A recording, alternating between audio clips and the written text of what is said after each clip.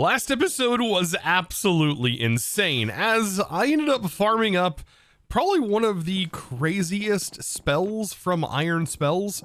Like this has got to be one of the most powerful ones, right? Surely.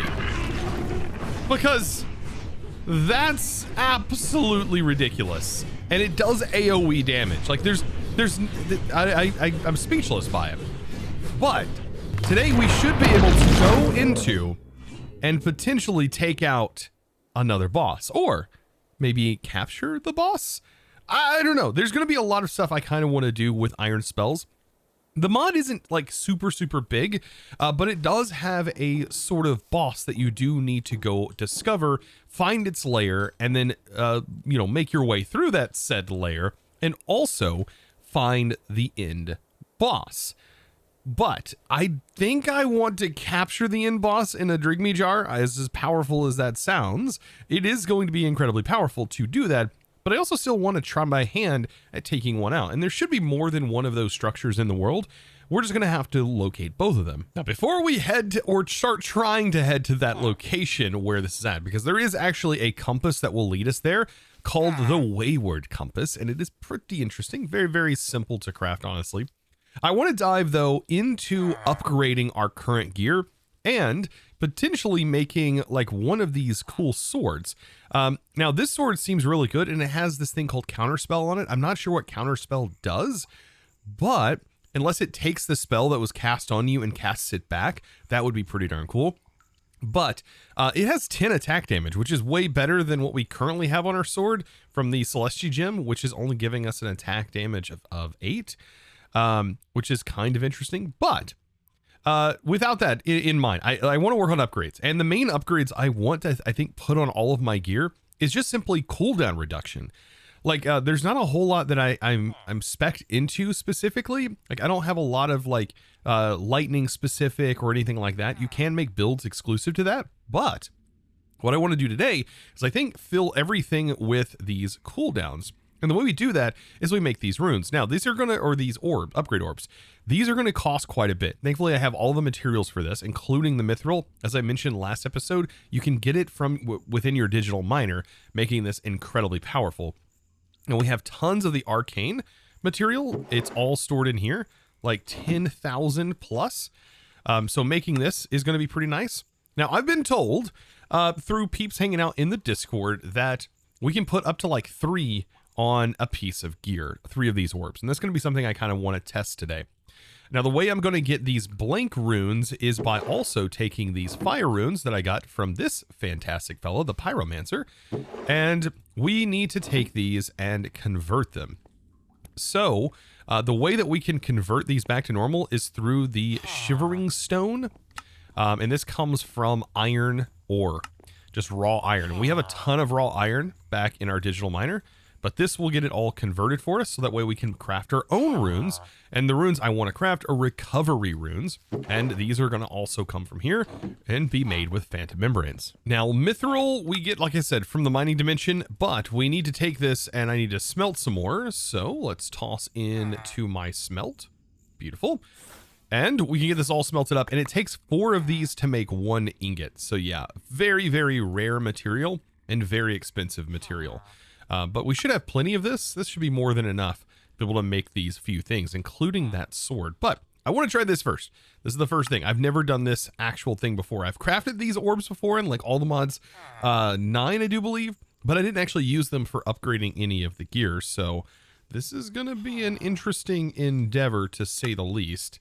Let's make sure all of that material's in, and let's just make 4, because I want to see if I can put potentially more on here than what I've been told. So I'm going to toss these in, and we'll make the cooldown. These are going to give us 5% cooldown reduction, I'm assuming, for each orb. And now we have 4 of them.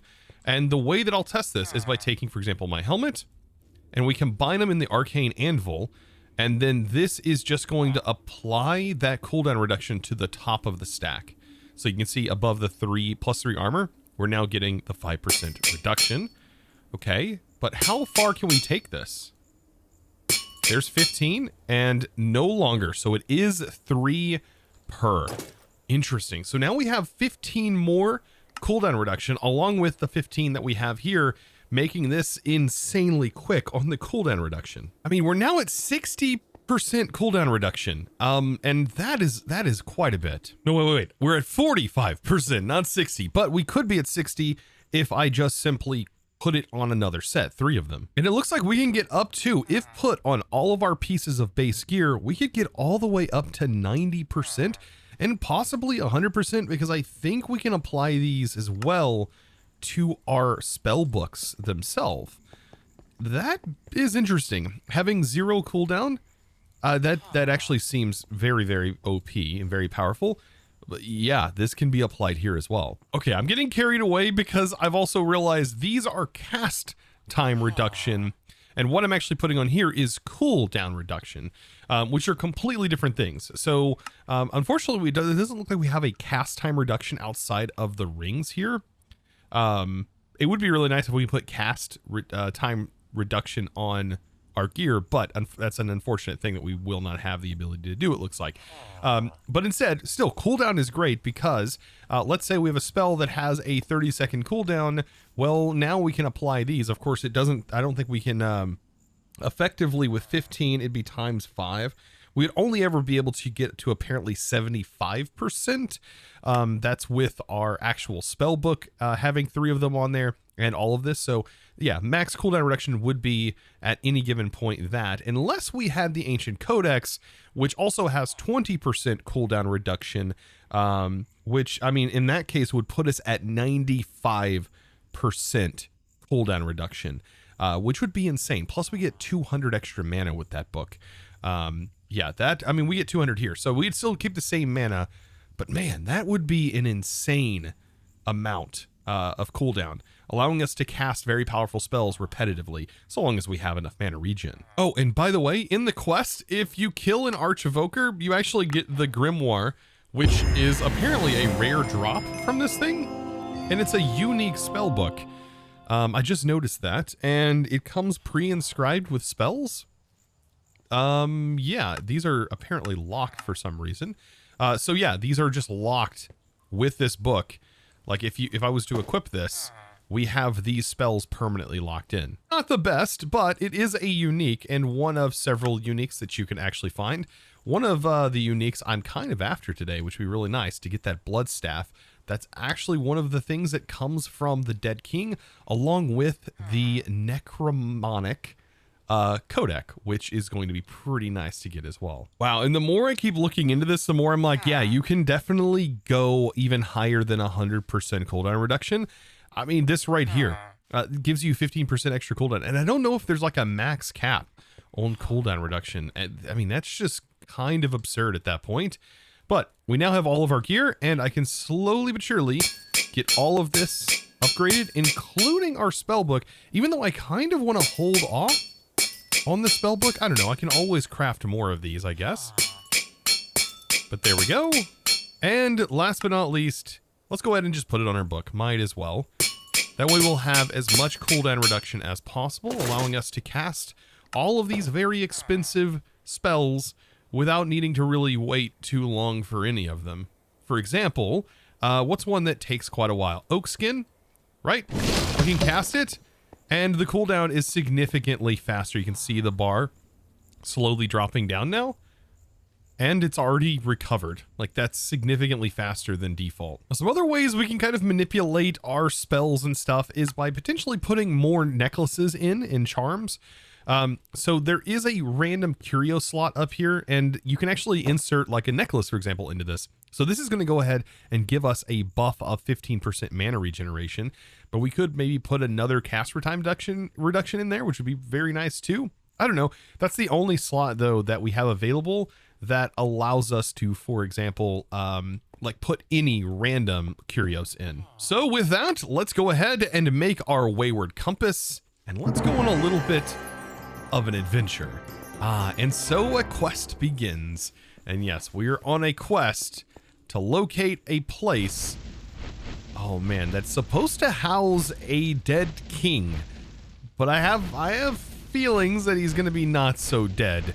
Well, I mean, he'll be dead probably when we get there, because I'm going to end up capturing this guy He's going to be at least dead to the Minecraft world. Not dead to the Drigbees. The Drigbees are going to love farming this guy. But I should be able to put this guy inside of a containment jar, or so I hope. If not, a battle will ensue. Now, surprisingly, it didn't take me very long to find this, and we can see the compass splits right about here. And this should be underground for us. I kind of want to find the like middle section. Yeah, where it actually seems to flip all the time and we can kind of rotate around that point. It seems right here is that point where the compass is rotating. Literally this spot right here. And so, let's hope that our spellbooks will show up. Come on, Ars. There's like a blur mod issue. There we go. And it takes a moment for it to show up sometimes. And we are just going to boop our way all the way down here. I guess I could just mine as well. Just keep mining. Ah, yes. Now, I definitely want... I think it's one of these spells. Man, it's really hard to tell when this mod overlay... There we go. Let's see. We're going to do the light spell. Oh, that's fortify. There we go. The light spell. So many spells to keep track of. I could combine, by the way, a hotkey to any of these spells that I have in my inventory. But if you know modded Minecraft, you know that spells or hotkeys are in short supply in modded. There's a lot of keys that are already predefined to things. And it becomes really hard to figure out, like, what exactly do I assign a spell to? There's not a lot of options here. Ooh, all right. So we've made our way down. And it should be around here somewhere.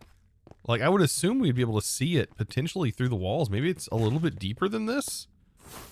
I'm not sure, though. I mean, we did get the advancement, dungeon delving. I'm not quite sure what that means, because I don't see anything just yet. So the structure should be nearby, though. God, I swear these things jump scare me every time. I'm looking for this place, trying to find it. And I get attacked like this. But, hey, you know what? This is actually a good time to test this out. How about you try my spell? Yeah, that didn't last very long, did it? Oh my goodness, the cooldown is already ready to go again. That annihilated that chest. And that chest, by the way, should have a trinket in it? Or an artifact, I mean. Or at least there should be an artifact nearby. Because we did slay that chest. Oh, we did. We got the vampiric glove. Very nice. Oh, beautiful. And this chest right here has the power glove in it. And I believe this gives us, yeah, more powerful attacks. Increases damage dealt to the player. Goes on 5-second cooldown after each attack, however. Huh. Okay, so I went back to the same hole I was at, and where I heard mobs... Ah, there we go. Hey, whoa, whoa, whoa, whoa. Okay. I don't know if that's gonna kill it. That was not what I meant to cast. It's gonna be hard, like casting the wrong thing. Okay, so I'm going to open this up, and I am definitely gonna need the actual damage spell here. All right, let's try and get into this place. All right, looks like I might have to... There we go. Use some more abilities here. Okay. Whew. So we got spawners right off the bat. And it's a trial spawner. Wait a minute. I think this is my first time seeing like trial spawners being used. Oh, does this update to utilize trial spawners? Because that's pretty darn cool if that's the case. All right. This is definitely not an AoE ability, but I know an AoE ability that I could use right now. Oh, we just gotta be able to cast it. Oh, that is so broken and powerful. Okay. Yes. It's too broken. The mobs don't even know what to do right now. One of these is the spell I'm looking for. Wow. The fact that the GUI doesn't show up is very hard. And I can't see. There we go. It's the light spell. So I think that trial spawner is literally done. Very interesting. I don't... Huh. I was not expecting this out of this dungeon. Well, I definitely know I'm in the right place because I found a rune stone inside of the chest. So we've got to be in the right area. I'm actually kind of... Oh! No! They trapped me! Okay, I love this. Okay, so we're gonna find a lot of these spells. I'm not actually worried because we can craft, I think, every spell that we find here.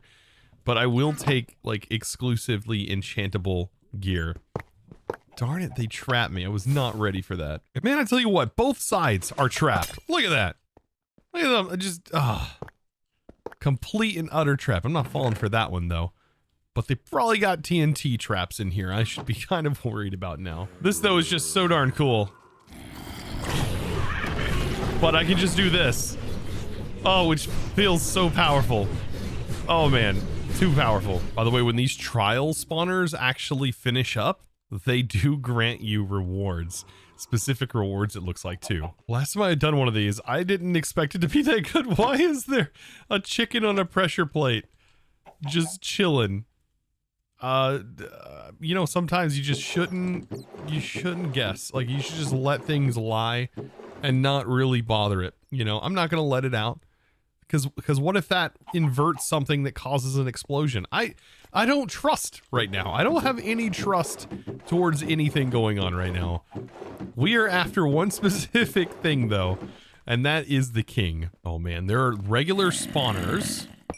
So the regular spawners I think I'll just get rid of. What is hitting me with like fire? I'm like randomly getting hit with fire. Like that.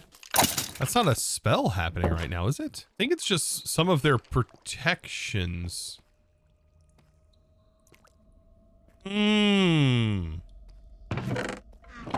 Oh, that could be a dirty trap if there was some way of breaking that and the anvil fell on you. Oh, I thought that was potentially what was going to happen in this chest. But as far as the loot goes, it doesn't seem like there's a whole lot, at least where I'm currently at. Unless the main loot comes from the trial chambers. Oh, there's a spawner in here. Never mind. That has some pretty decent loot in it. Oh, now I know what that is. That's the ability glove. That's the glove. Oh, that's giving that extra attack damage. Pretty darn cool. I completely forgot I gave myself that. I'm starting to see some red carpet. Oh, I think that's the dead king. I think that's him. Right there. Okay. Perfect. And I think this does allow me to set up for this. So right now, I don't think the guy spawns, but what I want to do with this particular one, right, is I want to catch it in a jar. Okay. There are sounds. I hear them. Oh man, this is actually spooky. There's music playing. So long as I don't touch him, I think we're fine. And what I want to do is I want to set up the jar, but I got to make sure that there's nothing in the way here. We set the jar. Oh my gosh, there's like eerie music playing. It's kind of catching me off guard. Okay, and there's that. Activate. And then we put him inside the containment jar. Is that really it? I didn't even have to awaken it? I think that's it. That seems very anticlimactic, but yeah, that should be the dead king. Wait, it just says skeleton. No. I think we have to wake him up first. We have to. Okay, now hear me out. I'm going to place the jar back in, but I'm going to dispel him. And then I'm going to use another one here, but I'm not going to activate it until it spawns. And so we should be able to use the dispel. Right? Oh, not self. Projectile. And... okay. And then I think I punch it. Oh, there it goes. There it goes. And once it fully awakens, I will then activate it. Oh, that is so creepy, though. Okay. Oh, man. I don't know what I'm in for here. All right, and then activate it. And, oh my gosh, we got it. Woo! That definitely was, yeah, anticlimactic. anticlimactic. But we now have the dead king inside of a containment jar, and this is an actual dead king. But I still want to take on the dead king, but I almost guarantee I'm going to get annihilated by it. But maybe not after I have the Drigmies farm this guy. But you know what? This does go to show who is the greater king, because I can capture him and he couldn't do anything about it. Nothing about it. Yeah, just so long as I don't accidentally dispel him in my base and, you know, and go through that. You know what? Anyways, we should be able to now head back. But man, still though, the fact that this exists in the first place is so cool. I still want to fight one. I want to fight one though, but we have to locate another structure like this. But now to add to the collection, our Drigmy jars. And there's the dead king himself. Now, something to note about the dead king. I don't think we have to worry about the spell book here, but there is the rod that this guy is holding that the Drigmy should be able to farm up. Now, I am off to locate another one, and also let my Drigmy go ahead and farm that guy. But I got to get far enough away so that way this compass will reset. Because as of right now, it is pinpointed on a specific location. And I wonder if I'm going to have to potentially craft a new one in order for it to relink to something new. But I'm going to keep going in the opposite direction. Maybe eventually it will find another one. In the meantime, though, I kind of want to see if I can awaken the armor pile here and then cast this ability on it. And see if it deals enough damage, to kill it. And it totally does. That is an absurd ability. And I love that I picked that one. Now, I did craft another one, and this one's actually pointing in a different direction than the original one that I had. So I think I'm just going to head in the direction that the new one is pointing to. Because, yeah, they're totally pointing in different directions. Aha, yeah, and this one is linked to this position. So, yeah, you do have to craft a new one, it looks like, in order for it to reset its position. So after a little bit of digging and listening for mob noises, beautiful. Looks like we found the other structure. But just like the other one, I've got to locate the dead king. Wow, and that was a lot easier than I thought. Now it is very dark in here, so I went ahead and crafted some Pharaoh flare lanterns. And this should definitely shed some light on this situation here. And yeah, should get this party rolling. Oh boy. There we go. I'll get these guys out of the way. I think we have a spawner problem though. Let's see. This leads down into here.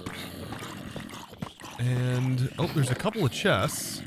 Ooh, nice. Okay. Oh, charged bottles of lightning just right here.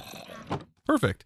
But I don't think that's it. There's a spawner somewhere because these mobs are just flooding out of here. So now this battle arena looks much, much better.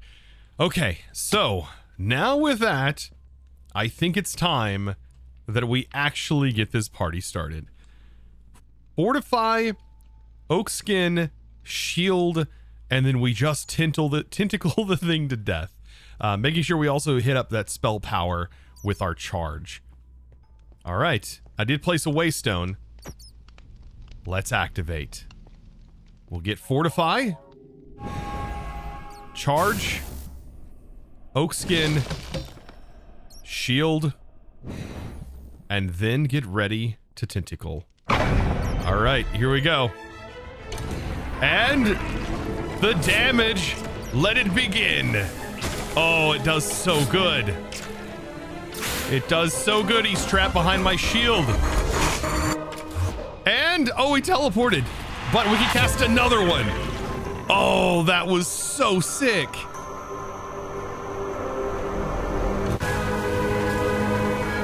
Oh, another wave. Another wave. I wasn't ready. Oh. Oh, boy. Second wind. Oh, that was a sick fight! That was so cool! I need more of this in my Minecraft life. Because that was absolutely epic. Oh my god, how epic was that? The music, everything. Wow, I must say, that was fantastic. absolutely epic. And we ended up getting the Necronomicon as well. And yeah, this comes with blood slash like built into it. I kind of want to see these. So these are like blood related abilities. What does this do? Oh, wow. Okay. That's a sick ability. Whoa. Okay, that's cool. Blood slash. That's neat. Whoa, wait, what did this one do? What is that ability called? Blood step? And did it just randomly teleport me somewhere? Or did I teleport where I was looking?